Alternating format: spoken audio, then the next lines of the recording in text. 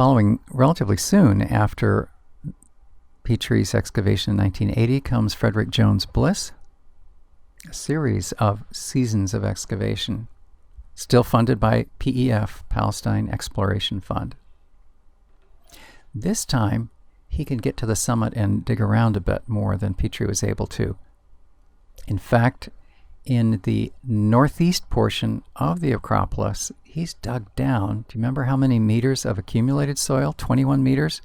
He's dug down 21 meters in order to get to virgin soil, which is at the 17 meters above the surrounding territory, and that was sand. Quite a few decades will go by before anyone returns for formal excavation on Tel Hesi. It's 1970, and the organization is Joint Archaeological Expedition. It includes the American School of Oriental Research, affectionately known as ASOR, A-S-O-R. You'll see that as a prominent player in Palestine excavation. You'll also want to get acquainted with George Ernest Wright.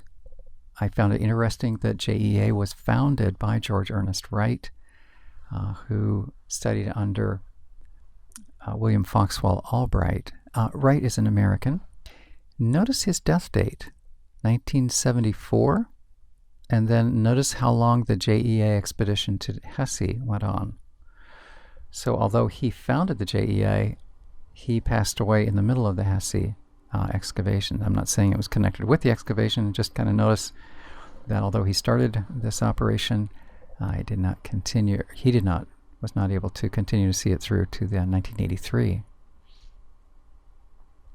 It will be this 1970 to 1983 span then that gives rise to the report by Fargo and O'Connell. I believe I erroneously said it closed in 1980. I see here it actually lasted until 1983. Where did they spend their efforts? Part of it was on the Acropolis, part of the Acropolis that Bliss didn't get to, and then the Acropolis slope, so that would be in the region probably where those large rectangular impressions were, or excavations were, that we saw in the first black and white photo. And then the lower city, and by now you'll recognize the lower city means further down in the bottom of the Google Earth photo. Let's turn our attention now to what periods of time this particular site enjoyed habitation and what kind of architecture have archaeologists uncovered there. It's helpful to think fairly imaginatively as we approach this.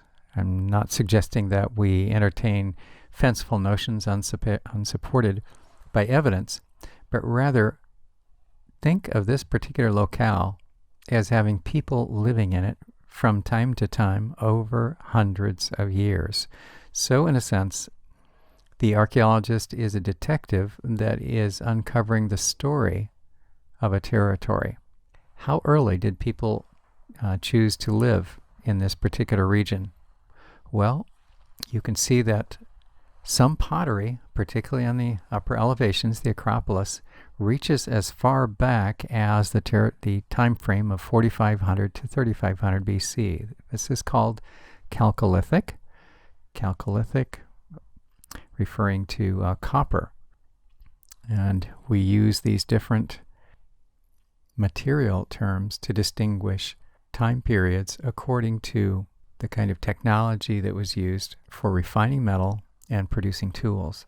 This is followed by the Early Bronze Age, 3500 to 2250. Instead of just a more isolated habitation in the Acropolis and perhaps the Acropolis base, Early Bronze attests habitation across the 25 acres of the site.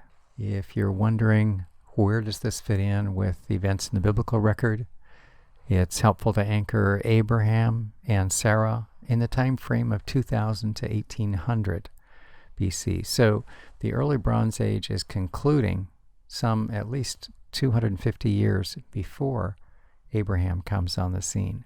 So by the time Abraham gets to the general region of Palestine, this particular site alongside the Wadi Hesi has enjoyed habitation for about 2,000 years. That's a long time. When archaeologists have tried to establish and recover artifacts from the early Bronze Era in the lower elevations of the lower city, so that would be the lower third of the map that you see on the screen, they ran into problems having to do with erosion. Simply, elements have washed it away. In addition, farming. Farming has deteriorated the evidence from those regions. Having said that, now direct your attention to the yellow shaded text on the left and then the yellow shaded regions on the right. There was a substantial wall that was discovered. Substantial, we're saying 5 meters thick, 5 meters wide, that's 15 feet wide, and ranging a stretch of 82 meters long on the south, and then the angular portion that moves up towards the east, 95 meters, equipped with towers along it. This dates to early bronze. That's a substantial defense. To get a better picture of what they mean when they talk about this mud brick wall, concentrate on the diagonal yellow field, particularly the left or lower end. Correlate that to the next slide. Notice that same diagonal yellow field. And now we have information from the excavations 1970 to 1975.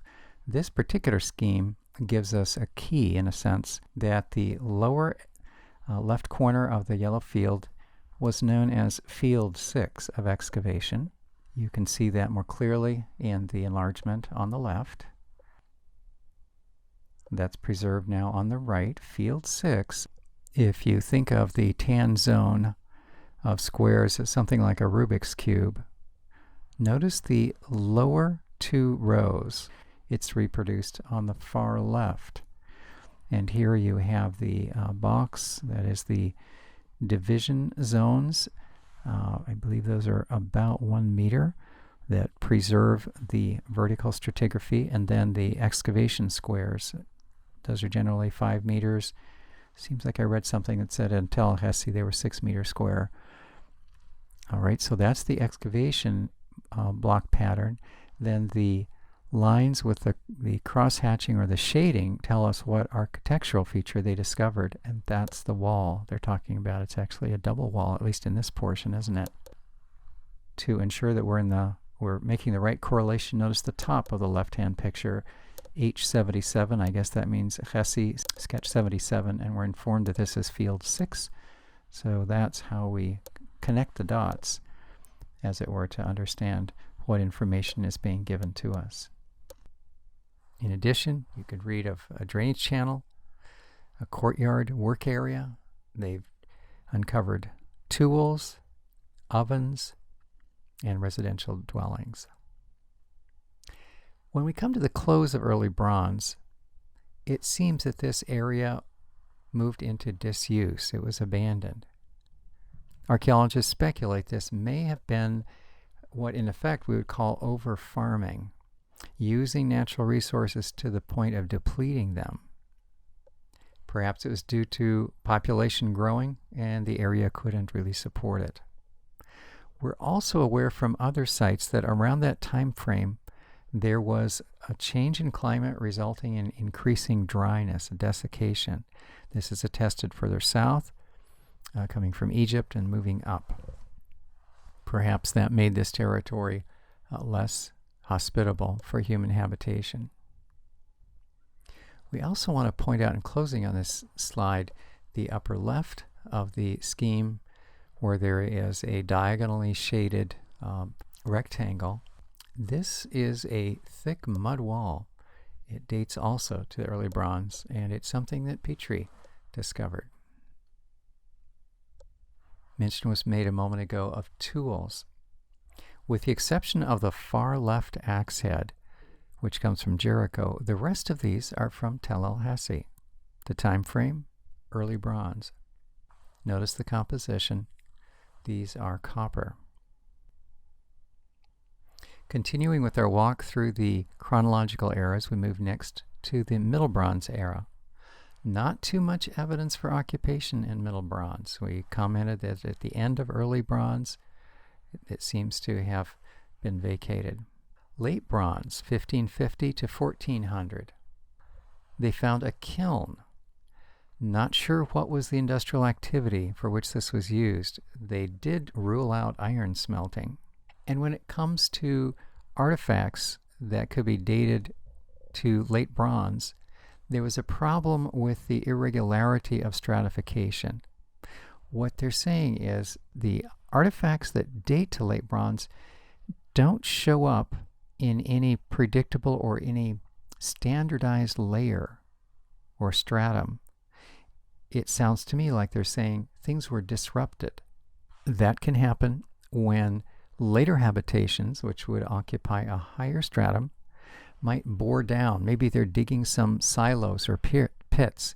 They bore down into the earlier layers, and then they can disrupt artifacts.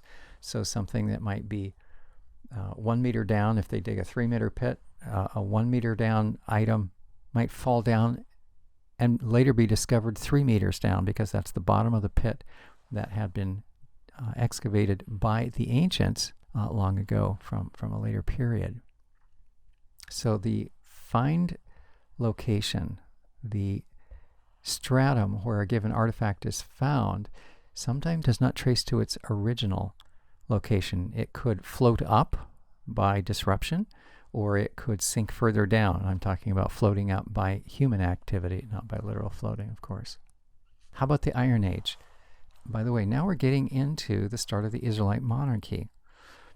We can locate Saul around 1100 BC. At the point of the report, the information that I accessed, particularly in that more detailed report, there wasn't as much excavation completed at this level.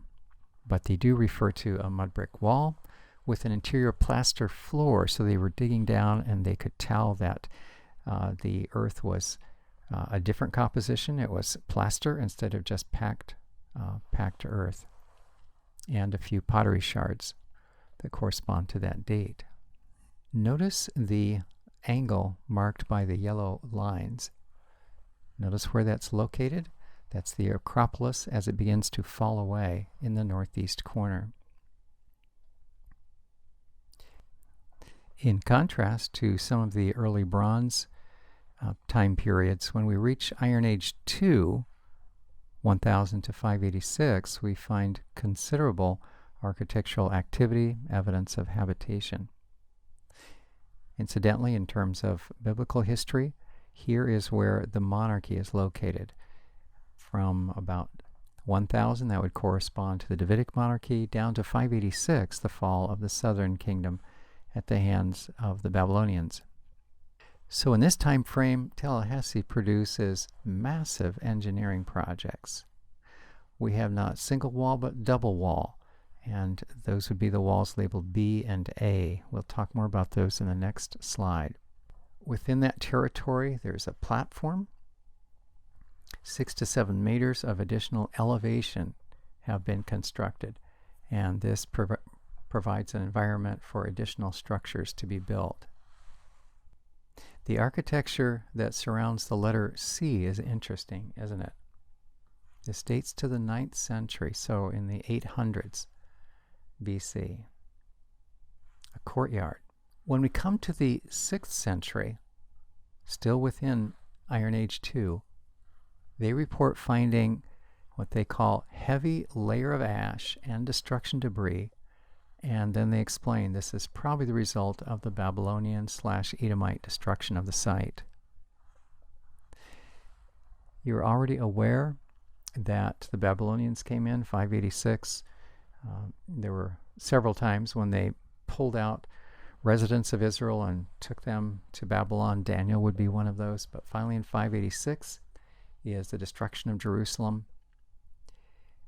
That can ring in our ears simply like a story, or when you come to a site like this and you see an ash layer, and using things like pottery typology and chronology and the study of the various strata, suddenly that event becomes tangible when you run into something like an ash layer. Incidentally, there is an earlier, that would mean further down in the layers, but a chronologically earlier ash layer. And the archaeologists comment, this is not destruction. Not the one we're talking about here, but a previous one. They say, we distinguish this was not a destruction one because the ash seems to have just been blown from a refuse heap and dusted across a wide area. But when they come to this one in Iron Age 2, they say, this is destruction. Notice there's also reference to debris. Sometimes what they're talking about is pottery vessels crushed in place, as though some roof has collapsed on them. So it's a sobering discovery. The last bullet on this page follows that train of thought by pointing out that after this destruction, that would be something that was erected on top or somehow mixed in with this ash layer.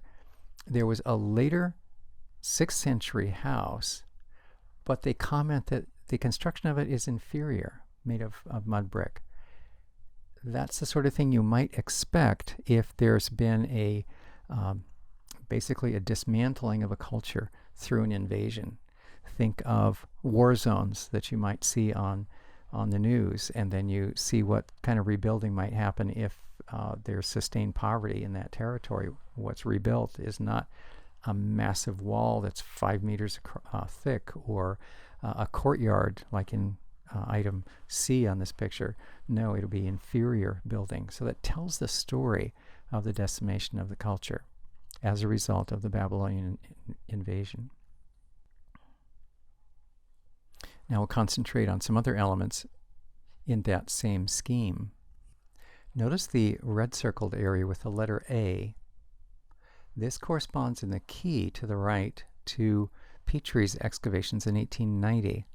Here is a wall that Petrie discovered, and he refers to it as being wide and also having, you might call it denticulation. It almost looks like a comb, doesn't it? So there are chambers that run off of this wall, separated by smaller partition walls. The purpose of the bluish, the cyan rectangle that reaches up tilted to the right, the purpose of that is to say in times past the wall would have extended in that direction. However, there was substantial erosion on the eastern side of the hill, and so that wall is not now visible. The underpinnings of it have been washed away. Finally, the portions of wall that are at the top, labeled B, that run down the left side and then continue in the lower middle of the screen between C and A, all those regions B are yet another defensive wall structure that dates to the Iron Age 2 period. If you're studying closely the scheme indicating who conducted those excavations, it's a little difficult here to distinguish between dark gray and medium gray, but my understanding is just above the yellow angle, that portion of the wall is dark gray. That corresponds to Bliss's excavations following Petrie, 1891 and 2. And then decades later, when the joint expedition returned, beginning in 1970, they continued and uncovered more. That would be the remainder with the letters B. Here's an interesting artifact that was recovered at Tel Hesi. It dates to either 7th or 6th century BC. It's not the seal itself, but rather the impression of a seal. The seal is known as a bulla, and you can see the script, the Hebrew script. This is early Hebrew. That's part of the way they can date it through paleography, the study of letter shapes based on time eras when those were used. And this reads Matanyahu, and then bracketed son of Ishmael. This clay, although much smaller than what you see, you can see what is the scale there, about 15 millimeters in width. This piece of clay receiving this impression would have bound some string immobilizing some string which would have been wrapped around a scroll. We don't have the scroll, that's deteriorated, but this clay impression or bulla naming this individual still remains. Following the Babylonian invasion, then eventually the Babylonians succumbed to the Persians. 539 to 332, that's bumping right up against Alexander the Great. So that defines the Persian period. What's going on in Tel Hesi?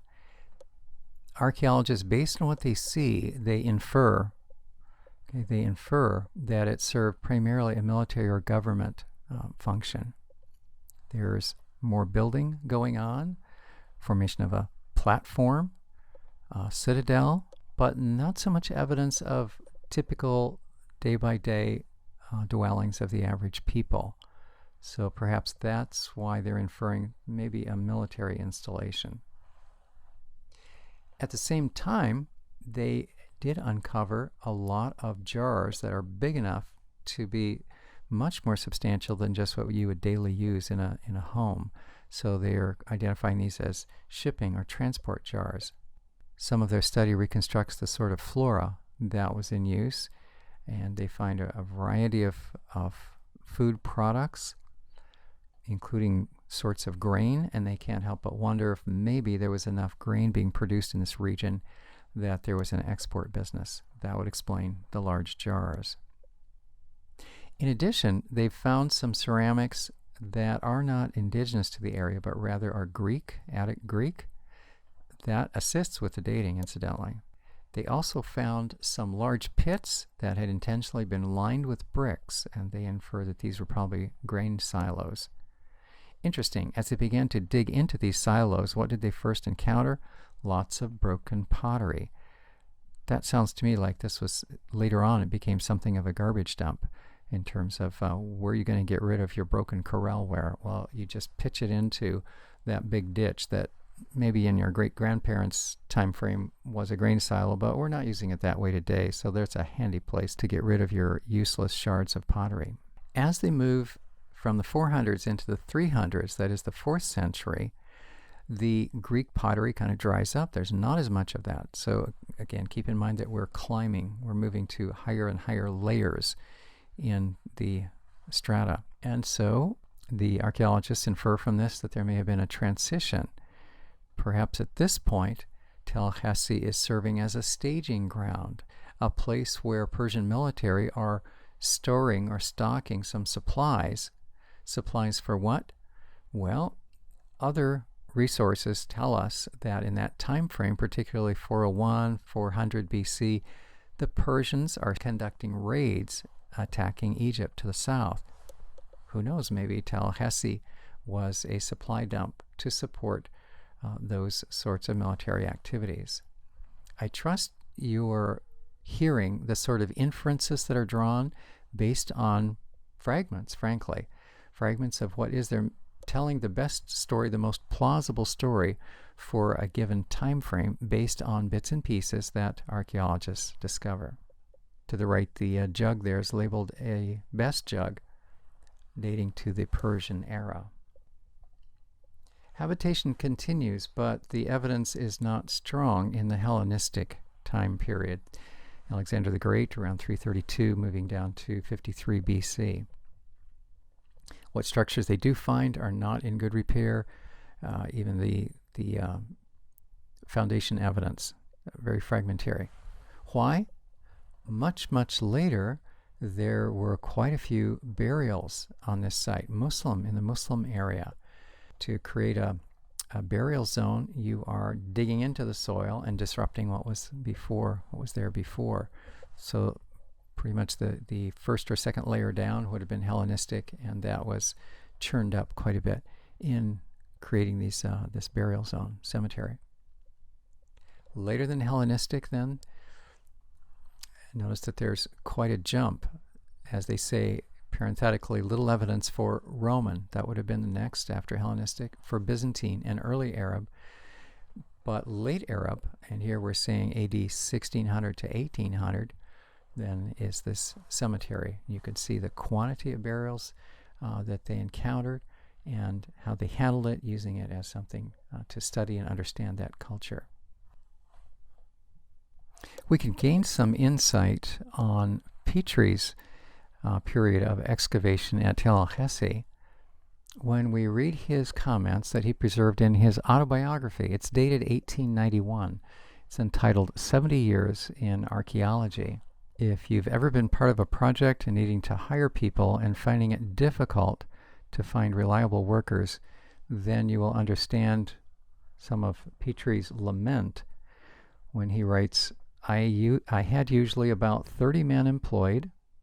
This would be for the excavation at Tel Hesi, each with a woman or girl to carry the basket. So it sounds like the men were doing the pickaxe work, shoveling up or brushing away soil, and then they had someone to remove, a woman to remove whatever they excavated.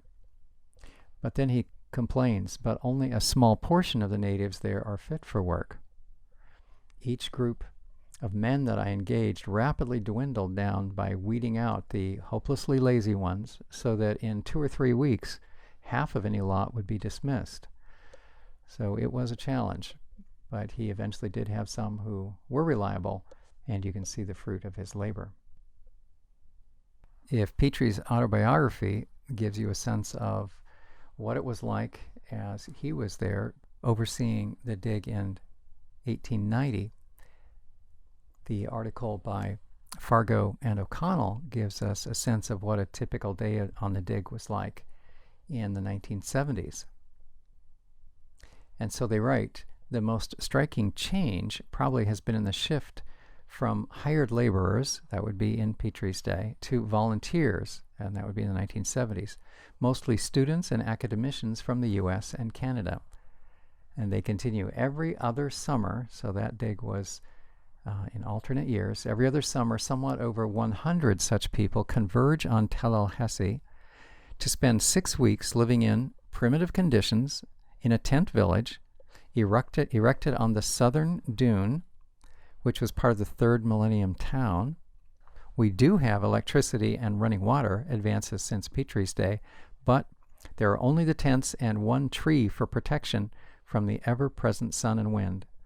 We are up with the sun at 5 a.m., as was Petrie, to begin the workday by 6 a.m., continuing in the field until noon. The hottest part of the day, the early afternoon hours, is devoted to rest and, if possible, sleep, before another session in the field from 4 to 6 p.m. In the evenings, records of the day's work are completed in preparation for the next day's activities, and as part of the educational program, staff members present lectures about archaeological method, the cultural history of the site, and other relevant topics. By 9:30 p.m., the generator is silenced, and all retire for some much-needed rest. If part of this comment that's embedded in the article in Biblical Archaeology sounds like an advertisement, you're exactly right. This particular inset in the article finishes by reading, so today, more than 80 years later, we can agree with Petrie that, quote, the course of an excavator is not the easiest, that's a quote from Petrie, but now as then, the excitement and adventure far outweigh the inconveniences. That concludes an inset that's entitled Digging at Hesi Today. The conclusion of the article proper, where this is found, ends by saying, if you're interested in volunteering, please sign up. Typically, I wouldn't photograph footnotes for presentation in a PowerPoint lecture, but from this article by Fargo and O'Connell, as I began to look over, moving my attention to the resources on which they base their article, I was struck by the length of this first footnote, and then I saw something rather familiar.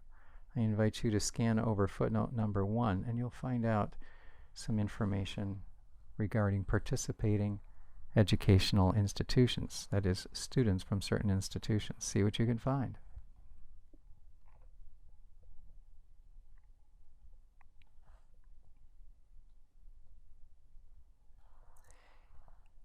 Here are the references that I found useful. Margaret Drower's biography of Flinders Petrie is a substantial resource, just a portion of which addresses his time at Tel Hesi. Many of the sketches that you saw here and some of the photographs are from the second resource, and also from the third.